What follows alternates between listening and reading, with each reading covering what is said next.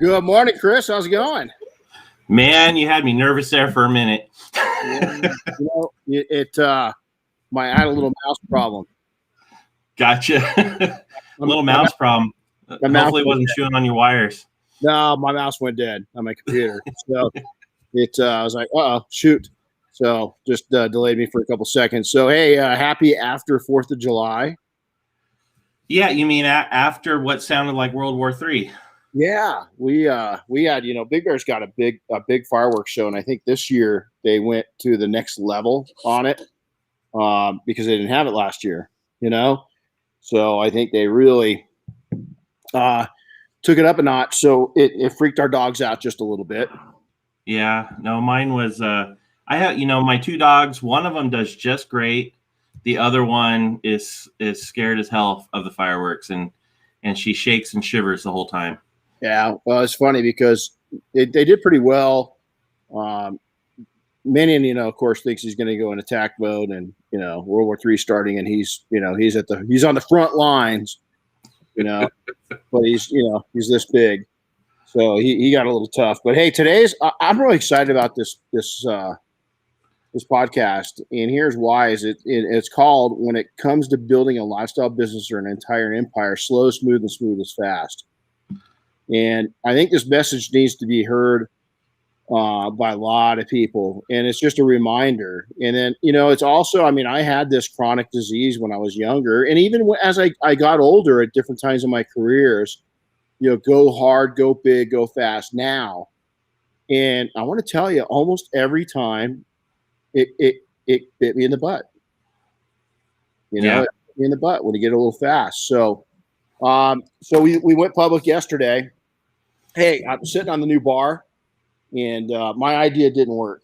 So it didn't work. It didn't work. So we got those guys. We got a new podcast bar, but the problem is the stools came with it are about 4 inches too short, and so we've got. I figured out a way to measure it to get it up to the perfect height, but it was just my measuring. What my platform I built was a little unstable, and so I didn't want to be able to do the podcast and peel off onto the floor. And so now, is it the stools that are too short, or the guy sitting on them? Yeah. You know what? It even come up to here on you. How tall are you? 5'10". You're full of shit. You're taller than that. No, I'm 5'10". You're full of crap. Full of crap. So hey, but it's cool, and I can't wait to start using it when people are actually here. But we'll get the stools figured out. So. But even somebody 6 foot tall, they're on the short side, Yeah. Stools are on the short side. So, we released that we're doing Air Force One. It was a real big challenge. We didn't do it last year, just because everything was going down, and then this year we got real late funding, but it's got to be a small team, 20 people versus 60 to 70 people. Right. So, it was fun seeing the 20 go live go out and go active yesterday. Shane up in Oregon's already been on TV. Yeah, and we're working on something with Chris Lee in Oregon as well. Yeah. So he's getting some coverage, it looks like, but which is pretty awesome. But yeah, the guys got to go live with their announcements yesterday. Everything came together really last minute, so it's been a lot of work, but I think it's going to come together just great. Yeah, so we're set, and we're going to be fun. So watch that, guys, because anybody that's in the industry, just support the efforts. A lot of things go into this, and it's really, I think it's made an impact on the industry wide over the years, just to legitimize some of it. I've heard from people all over the world, that recognize this back when we first started doing it.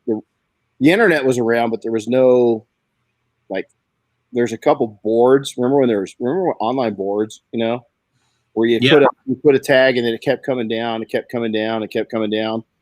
There's some boards, and then as we got into by 03, 04, we were starting to get some forums, but it was pretty late. So okay, so I know what's on this shirt. What do you got on your shirt this time? Well, that's funny because Sarah just asked where you get the PNS shirts, and so the one Renny's wearing, you can buy that actually directly from PNS. Yeah, I think it's right on their website. You see, I'll show you the back. Yep, kind of cool. So my shirt today, this one's cool. This is This is the 550 Spider, the Porsche 550 Spider, owned by James Dean. So this is number 130 on the side. It's known as Little Bastard, and it's the one that he crashed in and died in up in Northern California. But it's an interesting story on that, because that car wasn't done when James Dean got killed. Have you heard the story behind all the parts that went out on it? Well, I haven't heard too much, but I do know that there was just like 2 weeks ago or 3 weeks ago, somebody claiming to have the original transaxle to it, which is just the transmission and the axles and the wheel hubs. He sold it on Bring a Trailer for over $300,000. Oh yeah. No. Well, here's the story. It's different parts. The engine went somewhere. People bought it, and basically immediately following, anybody that put that into a car basically got in a crash and died. It's haunted. Yeah. Seriously. I mean, you go back and Google it. It's pretty interesting. Even something instrumental, like, something that was left behind, is it was kind of jinxed. And so, go. I can't remember the exact story. It's been some time since I've researched it, but and then I'm gonna take and just give a little. You can see the swirl salt truck, our shop truck. We've had that. We built that 5 years ago, and I'm just gonna give a little teaser. I'm gonna see that right there. Should I go a little more? There's a little bit. There's the new. I was hiding back there pretty good. Yeah. There's the new shop truck. So we're going to announce that here shortly. We've got a lot of work to do, but we'll tell you what it is. So hey, let's go. Real quick, while we're on the subject of shirts, I just want to give a little shout out to William Lara. He's doing a little promo with his business, Miami Lux Detailing.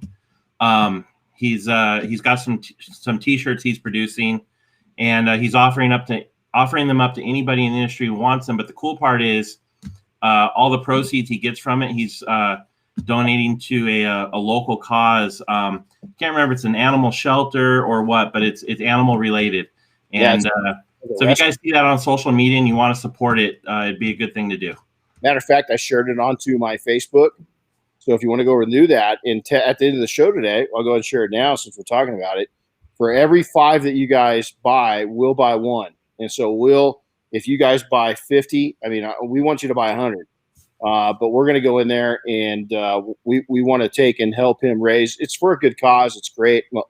So many of us are animal lovers, right? I think this is a great thing that William's doing, and we want to support it. And so get in there. It's a cool looking shirt too.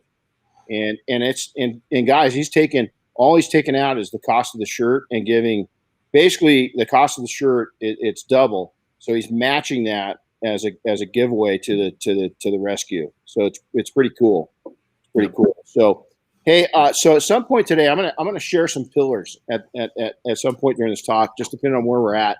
This one's gonna go a little long. This is a really important message, but I'm gonna share some pillars that we put into action in all of our businesses. And really, it's been for I learned this at a really young age.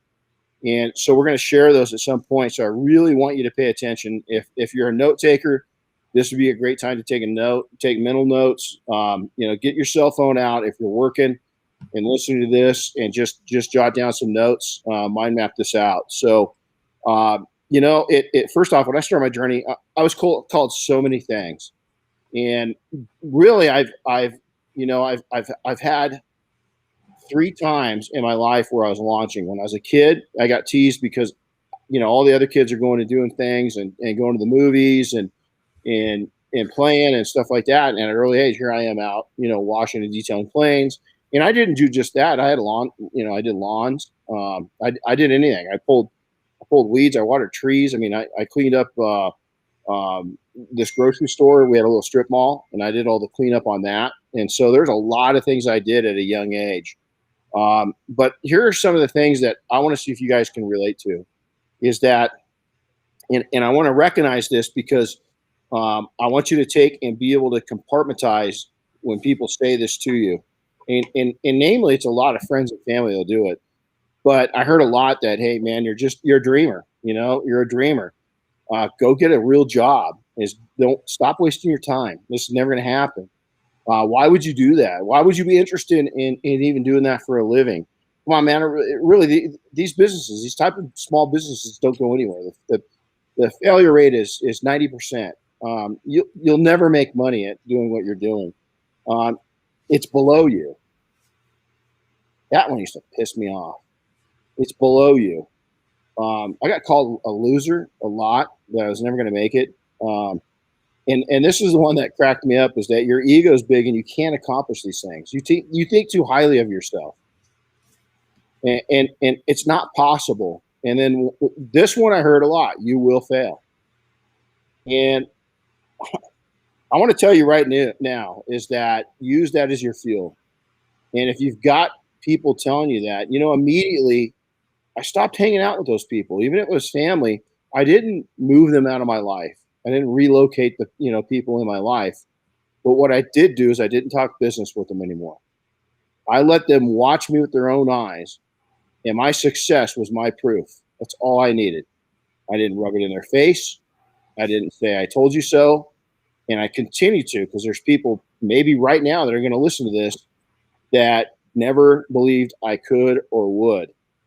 And at times, honestly, I didn't believe I would or I could, but I kept pushing through. And so I want you to, if you're hearing those things right now, get them out of your mind and use them as fuel. Use them as a positive. When I hear these things and I hear other people tell me that, is that, you know what, you can't defend it, because most people are jealous in reality of what you're about ready to do, or you're doing, or you've done. Now, the other thing is that don't wait for wealth. That's one of the biggest mistakes I made, was waiting for the wealth to happen. Wealth starts the second that you make a buck. And how wealth starts at the second you make a buck is how frugal you are, is how wise you are with your money and what you're doing with your money. Let me qualify this. I'm not a get rich quick person. Don't believe in it. Never have. Never will be. Do people do it? Yeah. I'm a big fan of multi-level marketing. I think it's amazing how people have started these companies and are successful at it. But I was never cut out to do it, but I studied it a lot. But I've never been a get rich quick person. So if you're here to get pumped up on me telling somebody that how to go out and do it very quickly, I'm not that recipe. I don't have that recipe in me. That's somebody else sitting in the right seat at a tech company, and it's not me. If you want to learn how to use your hands and your mind, I'm that guy. I'm sure there's some exceptions to it, but it does seem like when you watch people out there in the world that get rich quick, they also tend to be the ones that get poor quick. Well, I'll tell you, and I cover that too, Chris, and it's exactly true. They do a lot of things quick, and there's people that, I remember a guy rubbing it in our face. We were detailing all of this stuff, man. This guy was sitting back when the tech industry blew up, late 90s, early 2000s. I remember this guy. He was about my age. He was, at that time I was in my 30s, and man, dude, he was rolling. He had a private jet, not a big one, but he had a private damn jet. He had nice cars. He had a nice house. He had nice girlfriends that his wife found out about. So he had a nice divorce. And the dude was not sincerely successful. He was sitting in a right seat at the right time and made a bunch of money and destroyed his life. And I'll never forget, he used to kind of rub our nose in the fact that we are his servants, and I'll never forget when the tech bubble burst and he owed me money. They came to repo his plane, and I ended up I saved them from repoing his plane for a little bit, but traded him because he owed me money, and I got his Harley Davidson motorcycle in trade. I didn't get the cash he owed me, but I got a bike and I was able to sell it. And I made some money on it. But I just remember, that's a great point, is that guy was a high roller and hit it quick, and man, it was gone quick. He got in trouble really fast because the big money payouts stopped. When the tech industry, that company that owed him so much money for being in the right seat at the right time, went away. There was no payout anymore. He was broke. He was just a regular Joe. And he I don't know where he went. I really don't care because he's mean. But he I'm guessing that he probably didn't come back from that, to your point. So how I came into money was a combo of old school hard work and some serious foundation building in my youth. Now, I'm going to tell you, there's a lot easier way to do it than I did it. And there's a lot faster way to do it, but it's still not going to be overnight. There's a young man, and I've talked to him several times, and I use this example. And let me tell you, he's come up and owned it because he's heard me talk about it on the podcast and on different videos and stuff. This is a couple years ago. He came up, he's very successful young guy, early 20s, and said, "Hey, I have to replace my income in 6 months. Can I do it?" And I was like, "Well, what's your income?" And he goes, I clear about 200,000 a year. And I was like, "No, dude, 6 years, maybe. Yeah, even that's going to be pushing it." And so he explained to me that he was a pretty smart guy, and he was respectful, that he's a pretty smart guy, and that he appreciated my input, but he's going to go try to make it happen. And I talked to him about a year and a half later, and he was still in the game. He was still in small business. He didn't achieve his goal, but I'll tell you what, he hit about halfway there.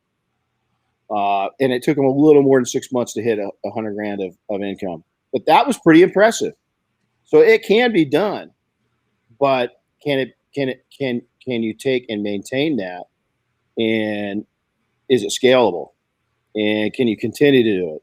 And that's the question. I'm not kidding you. I've probably cost myself millions and millions of dollars by not being slicker, by not being more chasing the money, about not being more about the game. I could have gone into and been a stockbroker at a young age, and I just felt slimy. Not that there's anything wrong with that, but I couldn't do forceful sales. I couldn't do, if I didn't believe in it, I couldn't sell it. And I've probably cost myself millions because it could have done really well. You're going to see my dogs running around today too, because we talk about dogs with William. So I wanted to keep my dogs around. So they're so he's running around. Plus, this is really cool, Chris, because there's the big one too. Hey, boom. And so he's about ready to turn 13 here in a bit. I watched a lot of the Get Rich Quick gang. I witnessed divorces, suicide breakdowns, mental breakdowns, complete loss of everything that they called riches. And I'll tell you what, it really spooked me at a young age of going down that road. I did not want to do that. So decide now, early and young in your business, not young in age necessarily, but young in your business. And this might not be your first endeavor. Am I chasing the money? Am I chasing the fame? Am I chasing the fortune? Or am I wanting to build a lifestyle business with a legacy? Because I'll tell you what, my goal was to build something new and bigger in detailing when I started attention to details. My goal was never to have any amount of fame or to become mega wealthy off of detailing alone. I knew I could do it by having multiple streams of income, and that detailing was going to be one of them, which is exactly what I did. But the fame part and the name and lights was never a plan. It happened. It happened. And as it happened, I saw opportunity and I seized it. But don't confuse, here's the other thing, don't confuse wealth with riches. Chasing riches can be a soul sucker. I've had small little windows of going after that because there's opportunity. And I'm going to tell you what, man, is my eyes got dark, straight out. I'm not kidding you. Is that it just didn't go well for me. Those looking for shortcuts usually fail. Quick riches many times creates desperate moves. Desperate moves creates a culture that won't support your long-term endeavors. Let me tell you, I've been in desperate positions before throughout my career, in the early days, a little more often. I repeat, do not put yourself in desperate situations. Financial struggles is going to be one of the biggest things that you can do that will do that to you. So instead, take the time and build a solid foundation from day one of your business. If you're in business right now and you're already doing well, but you want to get to the next level, slow the roll down and do it right. Now, rapid growth and instant riches. It can happen, but I've invested in a lot of different industries, and I've seen 1/1000% actually do it. It's a very, very, very small number. I've seen thousands of wannabe millionaires come and go during my entire career. It doesn't matter what industry I was in. I've seen thousands that are going to take and go make their claim. It's almost like the gold rush of the 1800s. Everybody was going to go out and dig their mine, claim their mine, and go out and make millions. And they dug and they dug and they dug. And the only thing they had is a broken body, a broken soul, and no money in their pocket. And so what I'm telling you now is don't give up. And there's no fucking way in the world that I'm telling you to not slow down and not have a image. I'm just saying you better get your foundation right for that next level. Now, here's the other thing about foundations. It takes time to build a foundation. And at every level of success that you hit, guess what needs to be done?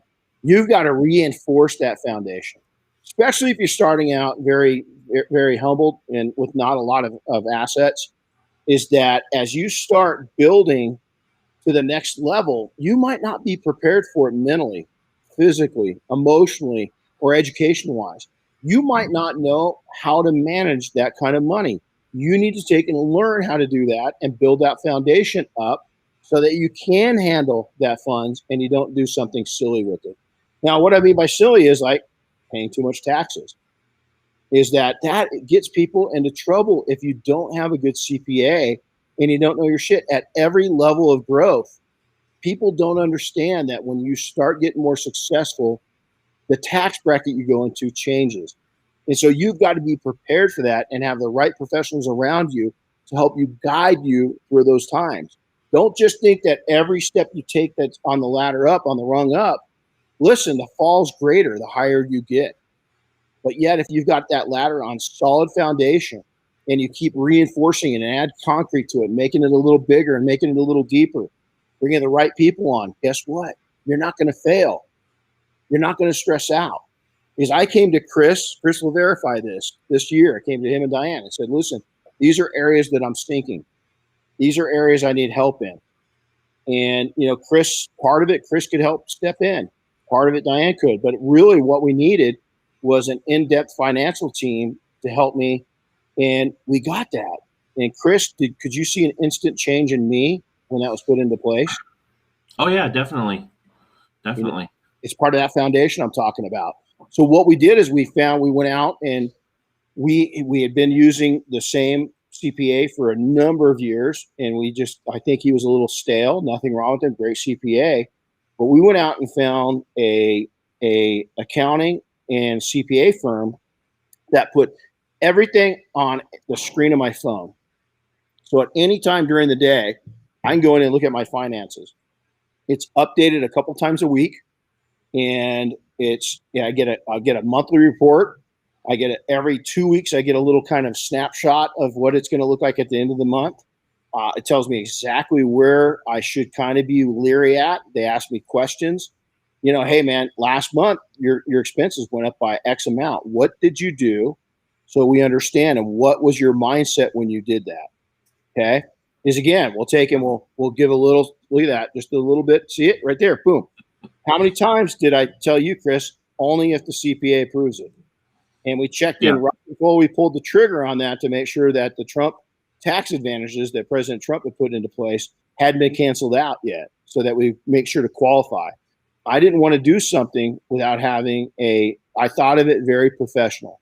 I thought of it as how rich people, how wealthy people think of things. And that's what I talk to my financial professionals before I make moves. So now decide again, what kind of business are you going to do? And I know a lot of you, you're young, you're aggressive. That's okay. Be young and aggressive. Go after it hard. But don't forget to live a life and put a smile on your face and put a smile on the face of people around you constantly. The other thing is that don't just take and chase wealth, chase mental wealth, chase physical wealth, chase happiness. All that's part of being wealthy. Rich is the easy part. Being healthy and happy and wealthy is the other part. So now let's chasing riches can be a soul sucker. Let's go back into that. Looking for shortcuts usually fail. Quick riches many times creates desperate moves and a bad culture. Man, I'll tell you what, I'm so guilty of that through the years, especially in my young years. Not very much as I got more mature. I'm going to say from 40 on. When I hit 40, I seemed to really calm down, Now I look at myself even at 50. 5 years later, I've really calmed down from 5 years ago, and really got into a slide. And the reason why is I don't put myself into uncomfortable positions. I've learned that once those spidery senses go off and the hair on the back of your neck comes up, you know when you shouldn't put yourself in the positions, and I don't do it anymore. So instead, take the time, build that foundation. Now, rapid growth. Let's go back over that. Now, wannabes. Listen, I was a wannabe millionaire. I thought I was going to be, when I sold my first company, I thought, oh man, I'll be a millionaire in 4 or 5 years. At the age of 20, by my mid 20s, done. I went out and chased it, tried to make it happen. And thank God, within about 8 or 9 months, I went, okay, this is going to be a little harder than what I think. And it's going to take me a little longer than what I think. And I need to slow roll because right now I don't have a life. And I'm hating life and I'm stressed out and I'm too young to do that. It doesn't, listen, stress and worry, it's not worth it, guys. I don't care what age you're at. Everybody says, oh, go out and all these gurus, man, go out while everybody else, man, 16, 18 hours a day, I'm hustling. That will only last you so long before you go through a major burnout. Yep. A major burnout. It's only going to last you so long, guys. And I'm telling you right now, you're no different. And I'm going to go over that here in a second. Now, Chris, we've seen people literally burst at the seams going at business the wrong way. Both of us have faced many of the items below that we're going to mention right now and have firsthand knowledge of this. So some of you are going to say, yeah, Renny, you're weak. When you mention these things, you're weak. Let me just, you think I'm weak? That's fine, you can. But let's share with you my 30 years of seeing death really up close and personal of some people that got pretty hunked up. Okay, so I've had over 100 air insertions via helicopter into some pretty interesting situations. I've been on 100 missing aircraft search operations. I've leaped out of perfectly good aircraft into some pretty tough spots. I think I'm pretty opposite of that shit gets to me. It really doesn't. What gets to me most is the things I'm going to talk about right now. Now, some of the unattractive results of overwork and trying to build it instantly. Stress. It's going to kill you. It's going to affect you. Probably a major reason why my thyroid completely grenaded. Depression.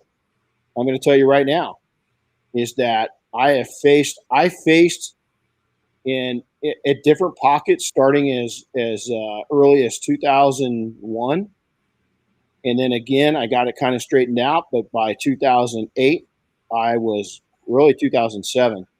I was going down a rat hole into a rabbit hole to rabbit hole to rabbit hole, trying to get myself out of the funk. And all I kept doing was digging deeper. And the depression. Well, the depression is directly related to the stress, and the stress comes from a number of different sources in business. It does. For me, the financial side of it was, and not that we weren't doing good. It was just the opposite. It was out of control. I didn't build the foundation. I was like standing, instead of building a nice big island to stand on for my financials, I was still on the same little tiny brick that I'd built 20 years before that. And the brick couldn't hold the tension and couldn't hold all of our needs. And I was still looking at the financial side like I did of a tiny company. We weren't a tiny company anymore. And so I went into stress, depression. I didn't like where I was. I didn't like that. There was just so many things. And here I was, big, 36 employees. I just sold another company for $750,000. What's wrong? Everybody's going, wow, what's wrong with you? You know what? I'd overstressed myself out. I'd worked too much. I'd worked too hard. And my interest had swallowed down to where it was a funnel with barely anything getting back. And what happened was that oxygen line coming back up to me was completely cut off. Relationship issues is I could have destroyed everything. My wife, my relationship with my kids, my mom, everything, friends, and it was tough. And what I kept trying to do is put everybody first and not tell people the truth. I was going through extreme burnout, and I'm going to tell you right now, I came very close to having a complete breakdown. So much to the thought pattern, I was so defeated that I was actually contemplating suicide. And here I was, at looking back when I was young, I'd gotten everything I wanted. but I built it on a tiny little foundation, and I just outsourced and out-resourced the foundation to where I couldn't control it anymore. So let's talk about the slow, precise, and smooth options instead. New, experienced, or seasoned, never stop making yourself better equipped for business and success and wealth. I don't care where you're at in your business. I'm going to repeat that. I don't care if you're new. I don't care if you're expanding. I don't care if you're seasoned. Is that you have constantly got to take and improve everything around you.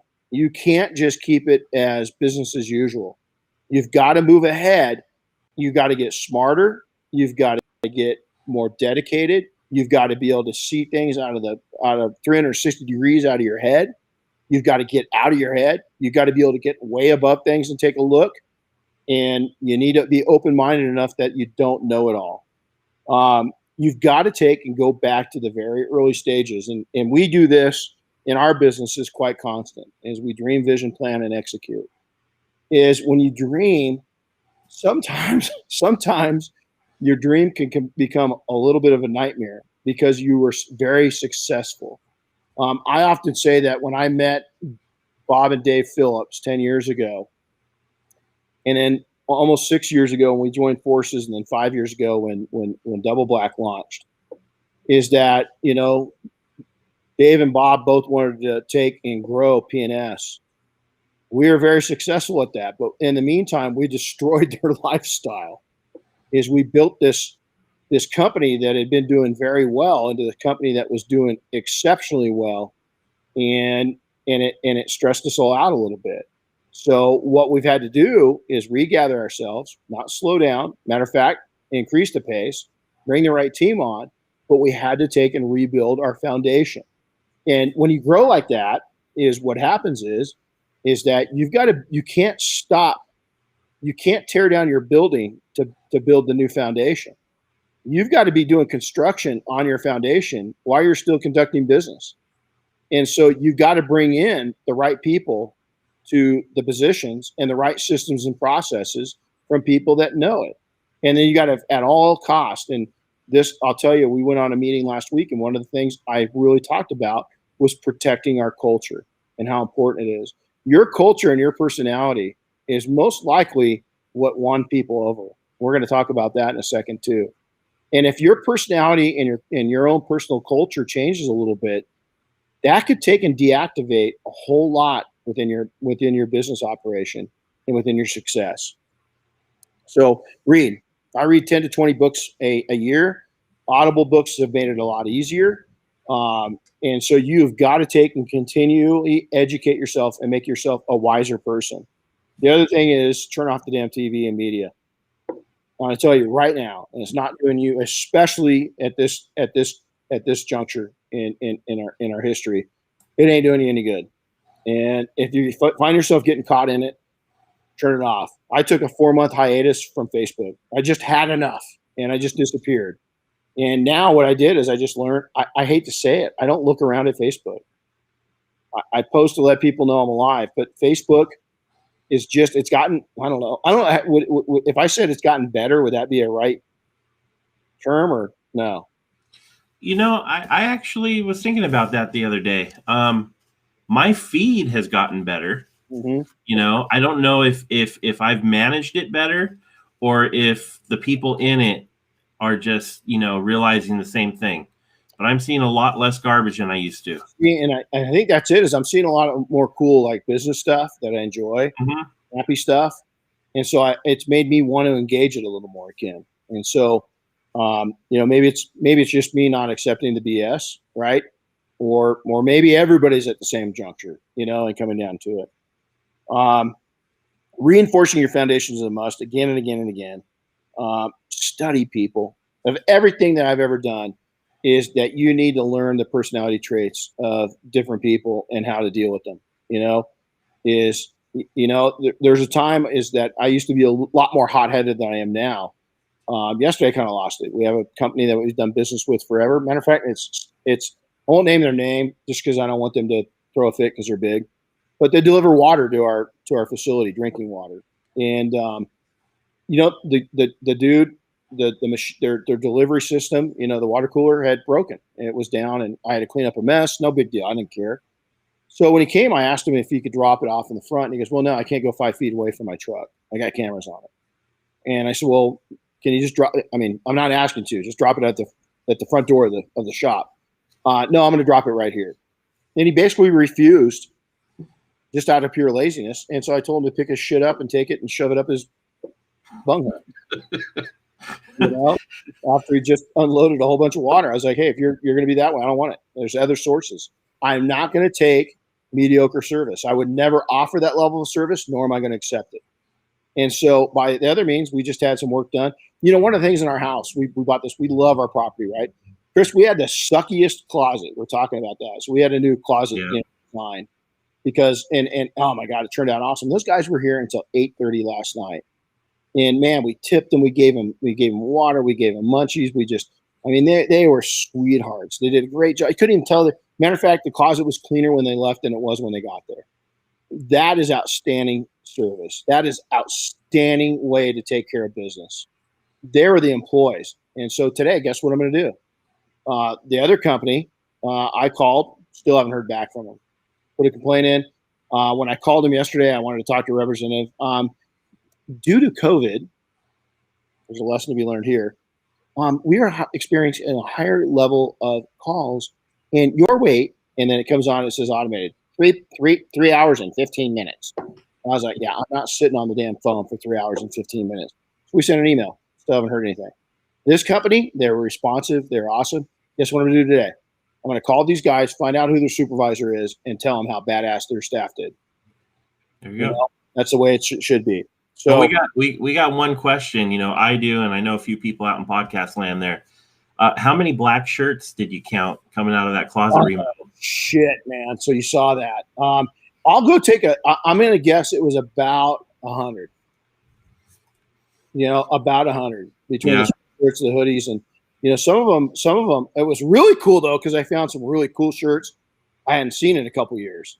And when we moved in here, my mom was just getting sick, so I want to say maybe there's some shirts in there that I hadn't seen in a while. Some really cool industry shirts, that I'm going to pull out of the out of the stack and start wearing again, get them into rotation. It was pretty awesome. So those that don't know, is I put a story up yesterday, and it just says, man, I got a lot. My whole bed was covered in black shirts and hoodies. It was a lot. It was just covered. Become wise by hanging out with very wise people. This is one of the lessons I learned at a very young age. Again, I'm not a partier. I've never really been a drinker. I've never. It's funny. We got a bar in my shop, right? I have never gone to a bar. I doubt you have either, Chris. I've never gone to a bar, sat up there, and ordered a drink from the bartender. Never, not once in my life. Because, and I have nothing. Diane does. I mean, she's a little bit, when she wants to be, right? And I'm just kidding, Diane. But she likes to have a good time in moderation, and I love her too, because it relaxes me. I can be a little uptight, right? Because I don't do that. So when I get in those situations, I feel a little uncomfortable. I'm looking around like, damn, I don't belong here. And then my wife starts letting loose a little bit. I'm like, okay, I belong here. This is gonna be fun. It's okay. But while everybody else was at the bar partying, I was building my knowledge with wiser older people. I was taking, believe it or not, I went to a lot of multi-level marketing meetings and studied. And if I was new in business today, there wouldn't be a night. 4 nights a week, I would be at a meeting of some sort, whether it be chamber, and everybody, I got a horrible chamber of commerce. Well, go make it great. They're waiting for you. You can do it. You can do it. I'd be at Rotary Club. I'd be at, Business Network, BNI, or the TIP. I would be at Toastmasters, and I'd be studying multi-level marketing companies. I'd go to meetings and watch them draw circles and lines and X's and O's and all the shit they do. I love the way that they represent people. And so that if you want success, go hang out with people that are as eager about success as you are. But more importantly, go hang out and find somebody that's been there, done that. And find somebody, if homeboy or homegirl is not willing to take and share with you right now some of my struggles and the things that they went through, if they're just giving you the good side, shit, walk away. That's not the mentor or coach you want. So it's funny. My dogs hear your dogs, and they're coming running over here looking at the computer like, Hey, what's up? Yeah, I might have barking at something. Mentors. I'll tell you what, to this day, matter of fact, I'm getting off of here. I woke up this morning and I was thinking of one of my mentors, one of my good friends. I haven't talked to him in a few weeks, and I'm going to call him as soon as we're off here. I'm just going to call him and say hi. Mentors and people in your life, the importance of that, and I'm talking real, and you just can't use them for that, man. You got to, a good mentor, you won't look at him and say, wow, that'll be a good mentor. What you're going to do is you're going to take the time to build a relationship up with people. Then you're going to start seeing their value as a mentor. Because here's the deal. I don't want somebody that only gets 180 degrees, meaning just business. I want to have somebody that gets 360 degrees, meaning they know how to freaking enjoy life. Because let me tell you, man, I'll go back to the stress points. We got a couple things in common. You were born. Second thing's taxes. Third thing's death. Hey, Chris, are you locked up? I'm going to keep going because I think Chris just locked up. So now from there is have confidence in yourself. This is one of the things that I was really, really missing back in the early days, is that I just didn't have confidence in myself. And I think that really, again, if you want to talk in terms, I think it cost me hundreds of thousands of dollars of not understanding that I could go make it happen. So understand you can go make it happen. Be confident in yourself, not cocky in yourself, but confident in yourself. And then this is really important. I mention it all the time, is you've got to understand finances and you've got to understand your profit and loss statements. You've got to take and understand business math, business numbers, and what it means to you. You've got to know what your costs are, what your expenses are, what you're making money at, and what you're not making money at. Confirmation of skills. This is huge, both in business and if you're in a labor-intense industry like detailing, is that, you know, your customers, your mom's always going to tell you you're good. Your cousins are always going to tell you you're good. The customers that like you are always going to tell you you're good. But are you good and efficient? And so you need confirmation of that. Is go out and find confirmation. Am I good? Am I efficient? Am I proficient? And what am I doing right and wrong? Is that here all these years later into this is I'm still going after confirmation that I know what I'm doing. I'm still involved in mentoring groups, still going out, is that I allow other people in the industry. Jason Rose was just here. I was a student. I listened to him. I watched. I learned so much more. And days later, I put the things I learned from Jason Rose being here into action in our own training. Even Chris saw it. Is I took and things I'd learned 48 hours before that, I'd brought into the training that quickly. And so you never know it all. I'm a sponge. I want to know more, especially about business and people. I hate to say it, the technical hand side of it is the easy side. The people skills side of it, the marketing side of it, the business side of it, those are all the struggle sides of it. Do not value you. Do not take and value your value by looking at others. Let me tell you, most of the people they're full of shit. They're not making what they're making. They're not doing what they're doing. And if they've got that much time to be posting on social media all the time, I can tell you what, they've either made it in a big way or they're fibbing. Simple as that.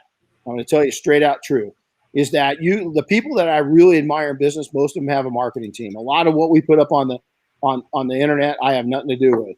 It's just it's Chris sitting right here with me.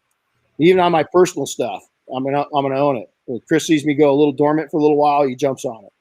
And so if you've got somebody that's really that you admire and they're constantly online, I'm not saying that they're bullshitting, but something's not adding up unless they've got a marketing team behind them. Takeaways, okay? Oh, let's go back up to this one real quick. I got one more thing when I added this in. Is you got to know your market, the people in your market, what your market habits are, and you got to start influencing that market. You can actually change an entire market with your business. And a perfect example of this, and I tell it all the time, is you look at McDonald's. I guarantee you McDonald's. I'll give you another analogy after this. McDonald's looked at his business usually. Were they always trying to improve? Yeah. They're adding things, constantly. And I'm not a big fan, first off. I love their business, how scalable it is. I love what they've done. But I think they look at them. Think they look at Chick-fil-A and go, shit, they're shrinking in certain markets while Chick-fil-A is blowing up in those same markets. So what's wrong with that? Another one is the largest. Hey, Chris, what what are probably, I don't know, 70% of the world order from right now? What's a primary source for almost anything you need? You mean Amazon? Oh yeah, that little company. Let me tell you a company that was even, I mean, dollar wise wasn't bigger, but was just as powerful over 100 years ago. Sears. Basically, Amazon is an online catalog company. Yep. When Amazon popped up, what Sears should have done is said, hold on, time to reinvent ourselves. We're going to take that 1887 catalog, we're going to bring it up to 2007 standards, and we ain't going to let these people in. We're going to take over that market. Sears is gone. Yeah. Not only did they not do that, they didn't even bother reinvesting into their brick and mortar stores. No, they're gone. I mean, they just you saw a new entity that understood technology and then created a program that would guarantee shipping, which is complete horse-shit now. I don't know why any of us have a Prime account. I mean, there's very little we can get by Prime up here anymore. Yeah. We still pay the damn fee, here later. And so check that out. So here's what I want to do is I want to thank PNS Double Black for their sponsorship. William, Laura, make sure to go over to my Facebook page. William's post is run on my personal one. We'll make sure to put it over on the Detailing Success too. Yep. And make sure to get it up there. Pillars, guys, I want you to take and really listen to this, okay? These are the things, and I preach this in trainings. I preach this wherever I go. 3 things you're going to concentrate on. Relationships is number 1. Is you want to take and treat every relationship like gold, because it is. Within that relationship, you want to take and learn you got to be a chameleon. You've got to be able to fit into any environment that you walk into. I wasn't born with money, didn't understand money. Matter of fact, the first time that I went to a really nice restaurant, I went with my girlfriend, and they went to it was called Cast and Cleaver. It was kind of, I don't even know how to explain Cast and Cleaver, kind of a fancy Denny's maybe.